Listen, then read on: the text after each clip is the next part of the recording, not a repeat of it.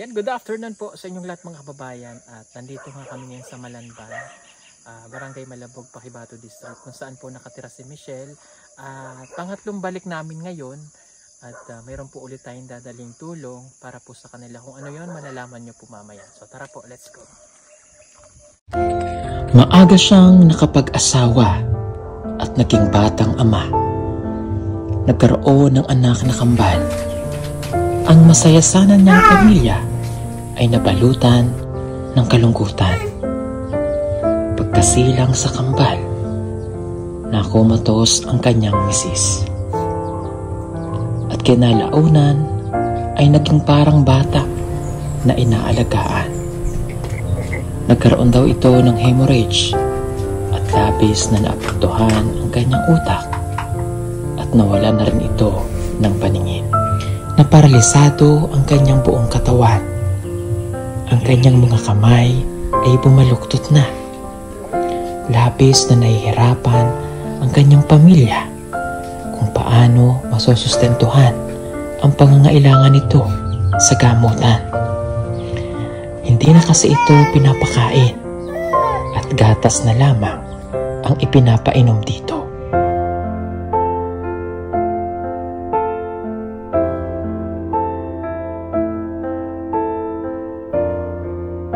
Sobrang sakit nga niya himsugan niya siya na bata.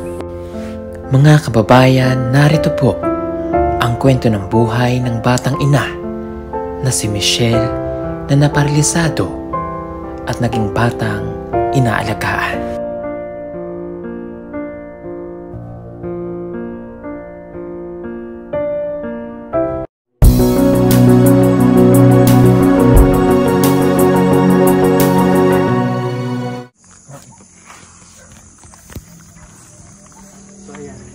Dala-dala na po ni Noy ngayon yung generator na ating ipinangalan.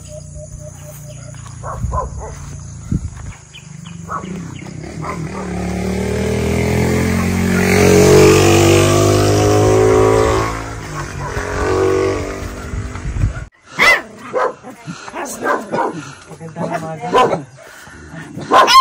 Pasensya na po ba, nandito ulit kami. Dito po pumasok. Tantan! Ilungan baba. Ay, baby. Chuchu! Chuchu. Pasok po. Dalit. Ay, baby. Kamusta ikaw? Halika. Dito tayo sa loob. Marty.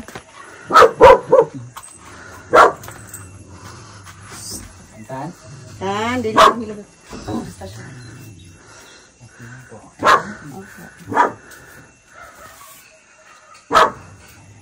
Okay. So, Vince, ito, pumunta tayo. Dito ka. Hello. Vince, namay mo ako. Alagang aso. Medyo hininga lang po ako pagkakiyat. Okay.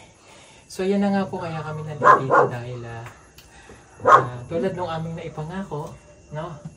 So, nandiyan na po yung generator. Salamat kayo, sir. Salamat kayo. Dala-dala na namin para nagagamit nyo na po. So, mamaya i-test po natin para malaman natin kung okay at magagamit nyo na po. Isang pangako na ating tinupad. Maraming salamat po sa ating sponsor na si Tita Edna Samson Fraker na nagpadala ng 16,200 upang maibili ng generator. Napakalaking tulong po nitong generator na ito para kay Michelle. Maraming salamat po muli, Tita Edna.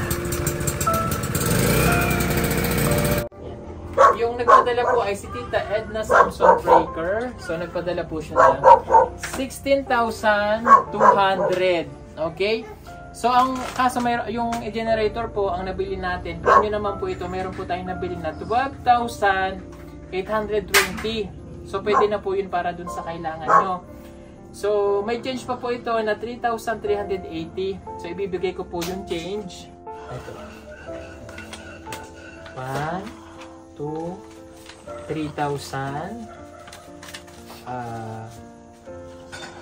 3,000 380, 200, 350, 70.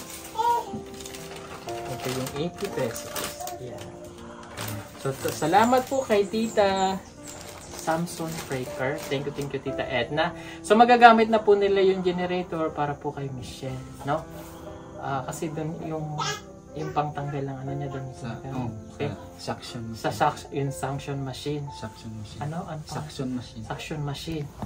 Ito ang suction machine na ginagamit para kay Michelle.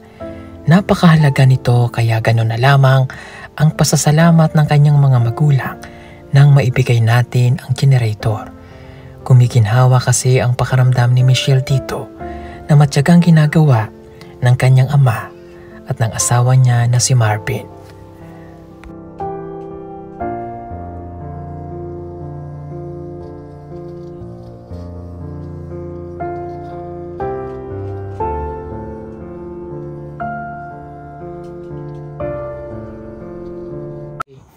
Uminom ba siya ng gatas? Oo.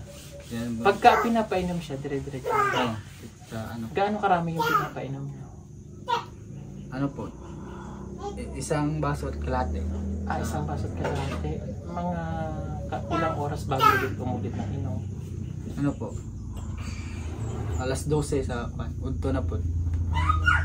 Alas 12 na tanghali, tapos sa hapon ulit. Kasi kung mapapansin niyo po mga babayan, talagang pumayat na si Michelle. Siyempre wala siyang nakakain, no? Wala siyang kumbaga gulay, kanin, kasi hindi niyo pwedeng kainin. Kahit i-blend hindi pwede.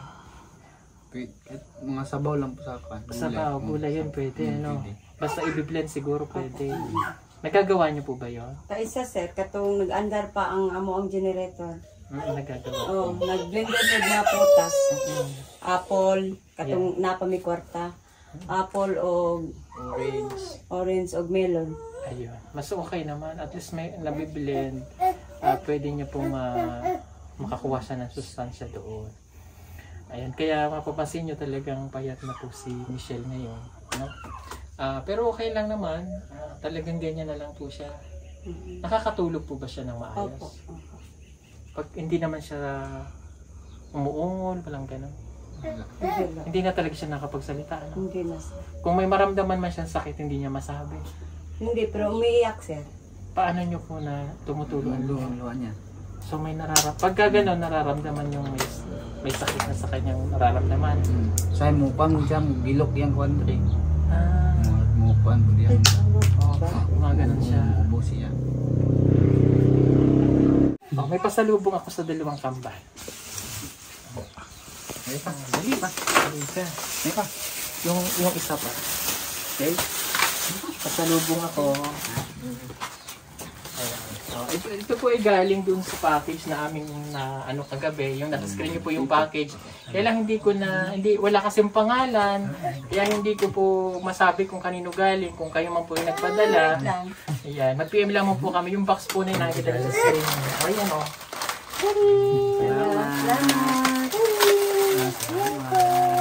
Okay. Tapos, mayroon pa silang dalawang dinosaur! Baka matakot. Salamat. Ito pa. Ito pa. Yehey! Yan, dalawa. Limada isa. Halika. Halika na ito sa'yo. Natakot siya. Natakot. Ito pa, mayroon pang bigay si Kuya. Ito, brum brum. Brum brum. At marami pang brum brum. Ito pa, brum brum. Dami brum brum. Siyempre, marami pang brum brum. Kasi kambal po sila. So, binigay ko na dito lahat. Kasi dalawa silang maglalaro. Lalaki po itong dalawa. So, paglaki nila, at least mayroon po silang maglalaro po. Tuwa na sila. May brum brum. Ito pa, ang daming brum brum. Salamat. Brum brum. Naghana na ang brum brum. Yun, may gamay na brum-brum. Ay, matamaan siya ha. Ayan, maraming pong salamat dun sa nagpadala nito. Thank you so much po. Salamat din, sir. Salamat din sa naghatag. Sabi na ikaw, sir. Oh, happy birthday. Happy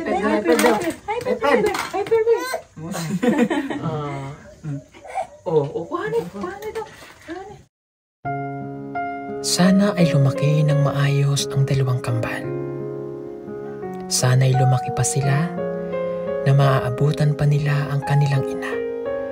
Nang sa ganon, kapag may isip na sila, malaman nila kung gaano sila kamahal nito. Pagkaman hindi na sila nito nakikita, nararamdaman naman nito ang pagiging isang ina at pagmamahal sa kanyang mga anak.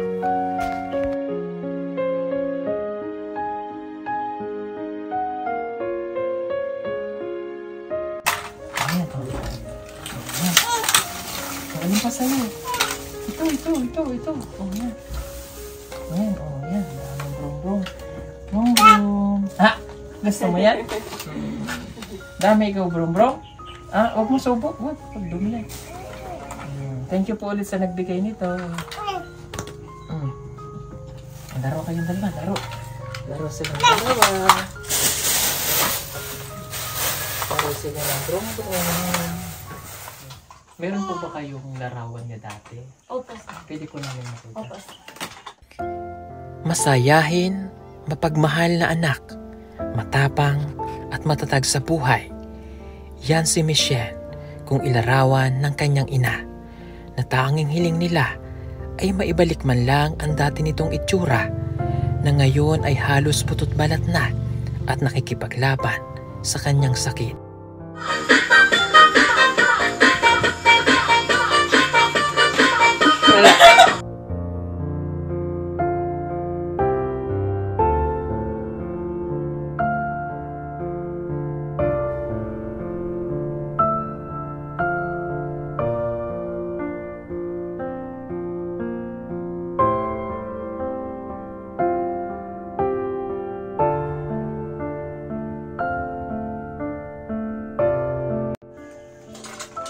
Ito, sir, itong nag-graduate siya ng Kitchuan. Okay. Napakaganda niya po. Ayan siya, mga kababayan. Napakagandang bata ni Michelle. Nakapagtapos naman daw ito ng grade 12 bago siya nag-asawa.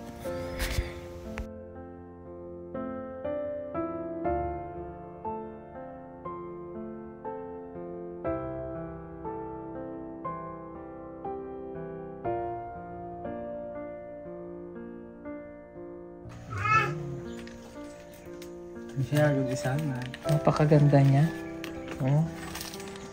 Napakaganda ni Michelle. Okay po siya. Paano niyo, ano siya sa pamilya niyo si Michelle? Sobra siyang masayahin. Masayahin. Opo.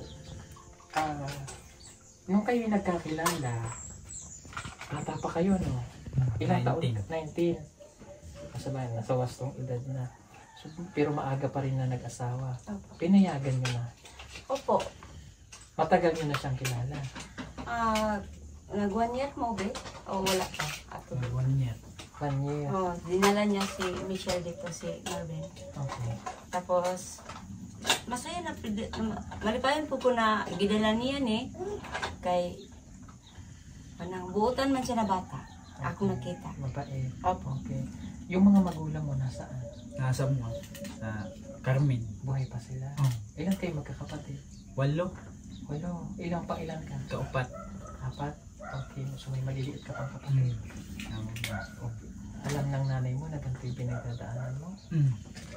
Okay lang sa kanila na hindi ka muna umuwi dito. Kasal ba kayo? Gusto niyo makasal? Katong paanda to, kasalayam na rin ng December. Yung mga po ito nung nanganak siya po. Okay, gusto niyo ba ikasal ko kayo?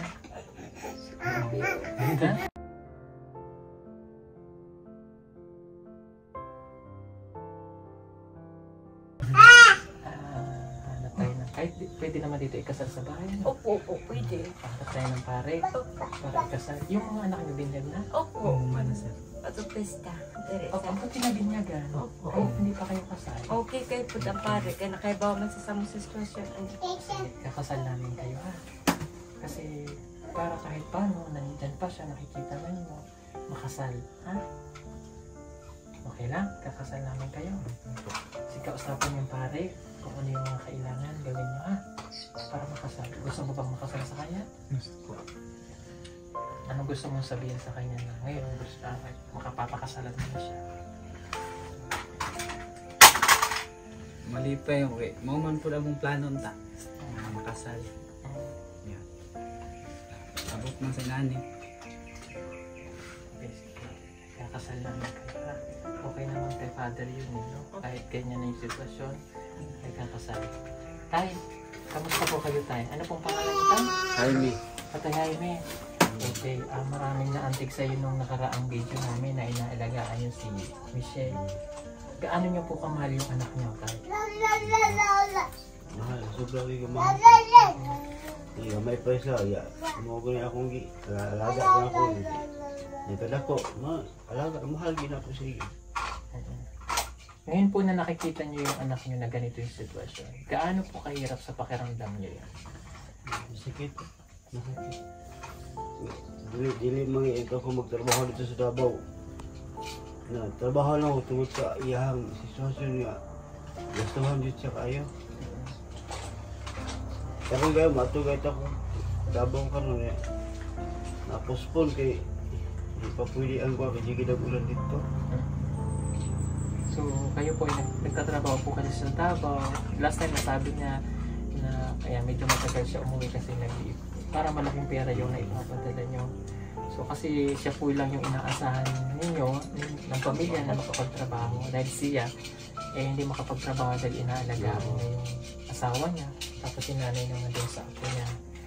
Okay, ganito po, paplanunin natin yung pagpapakasal ninyo. No? Kami na po ang bahala. Nalipay kayo po. Nalipay ko na sobra. Kaya mao ginaanggi pangarap sa akong anak. Gusto po gibintaran niya no. Nga bukad siya suoton sa pagpasok niya sa simbahan. Pero makaingon ko nga. Masuoy pa ba din niya anak yung kahimtang. Gusto mo siya bukad iyang sanina. Nandyan pa po yung kami. Wala kami nagkarkila. Baligi pa i-stop na ko sila sa pag-seminar of Krikana. Kay ang iyahang gusto, akong gusto, ipagawasan ng bata una sa ipakasal. Kay ang ilang gusto po sa mga kaliwat nila, 28 niya, 27 mo po nanganak siya. Pero nakapag-seminar na sila? Wala pa sir, nagpa-schedule lang unta sila sir. Nagpa-schedule? Oo. Kaso, kailangan siguro pa ng seminar ano? No po. Pero tamark, okay naman na sa tamark. Tamark na na? Oo. Okay na. Kaya katong sa ilahang birth sa bata, tamark naman sa mama. Sige. Dahil kayo po yung nandito, asikasuhin. So, sa lahat po ng gastos, kami na po ang bahala. Para at least maramdaman niyo po na yung kasal yung matutuloy para sa kanya. Hindi man niya siguro yun naintindihan, pero alam kong ibibigay ng Diyos yun para marinig niya kung ano yung gusto niya. No? Dahil yun ba'y talaga, yun yung pangarap niya na magpakasal. Ibigay natin ha. Bibigyan namin siya ng gown. Yung susuot pa din niya. Yung usual na kailangan niyong gawin para kayo ay makasal. Ha? Kami na yung bahala. Okay? Tapos ngayon ay pagpapasalamat lang po ulit ako sa lahat po na nag-donate nung nakaraan na nakalikom tayo ng 50,532 na naibigay po natin sa kanila last week or nung nakarang araw. Nakarang araw napunta po kami. At ngayon may panibago pong tulong na dumating para po sa Michelle, no?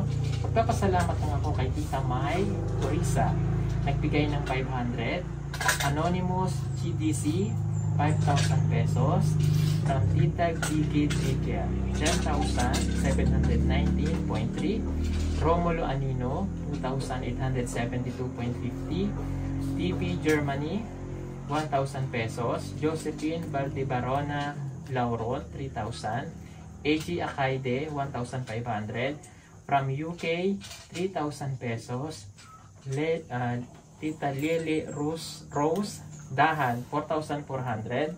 Ate Nel sa Julga, 2,500. Miss Anonymous, 1,000 pesos. Tita Pibilab, 6,535. So, ang total na po na ipadala ni Tita dito ay 21,535. And, ang total po ng lahat ng ito ay 42,026.53. Okay, ipagkakaloob po namin ito para sa pangangailangan pa ni Michelle. So, ang total po na ipagkaloob ng ating mga sponsor sa kanila, kasama na po yung sa generator, ang total cash po na naitulong na ng ating mga napakababait na sponsor ay 108,758.53. Maraming pong salamat sa lahat po ng mga sponsor namin. Thank you so much po sa taos puso nyo pong pagtulong para po sa pamilya ni Michelle. Maraming pong salamat sa inyong lahat at sa pagtitiwala po sa akin at sa aming team na ipagkaloob nyo yung mga ganitong kalaking pera para maitulong po natin at diretso na natin na ibibigay po para sa inyo. Salamat po.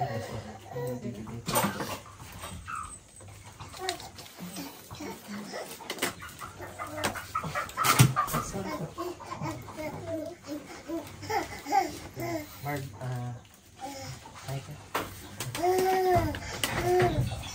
1, 2, 3, 4, 5, 6, 7, 8, 9, 10, 11, 12, 13, 14, 15, 16, 17, 18, 19, 20, 21, 22, 23, 24, 25, 26, 27, 28, 29, 30, 31, 32, 33, 34, 35, 36, 37, 38, 39, 40, 41, 42,000, 30.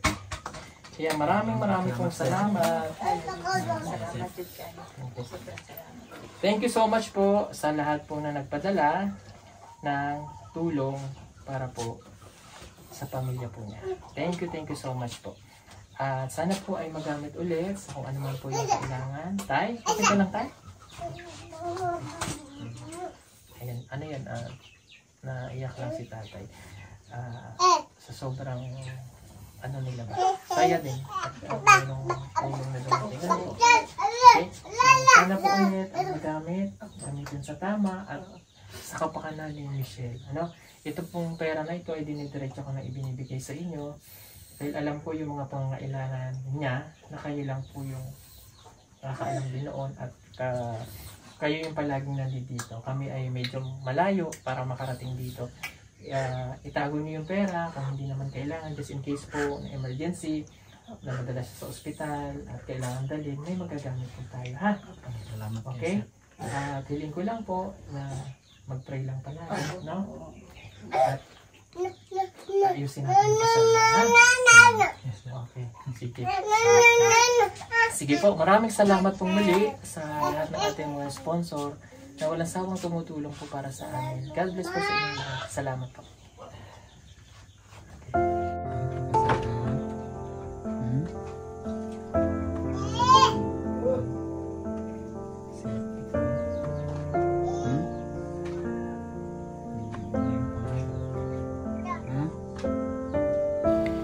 Matutupad ang kanilang kahilingan. Aayusin po namin upang sila ay maikasal. Isang kahilingan na ating bibigyan buhay.